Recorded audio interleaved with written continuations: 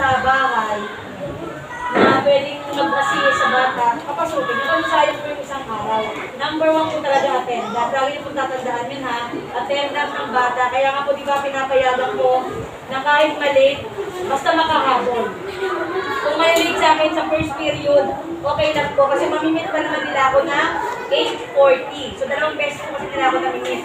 So kapag hindi namin natatapos yung klase namin ng umaga, dahil pag Monday may flag ceremony, binabawi po namin yun pag na-meet nila ako after recess. Teacher din nila ako after recess. So, lahat yun, minamadali namin yung lesson para wala kami naiiwan. Kasi kinabukasan po, iba na yung lesson. Everyday po iba lesson ha. Yun po. Kaya number 1 talaga, kung ayoko, dapat iwasan ang absent. Kung late, okay lang po. Kung late.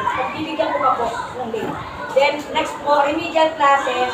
Ibibigay po ito sa mga batang mas need.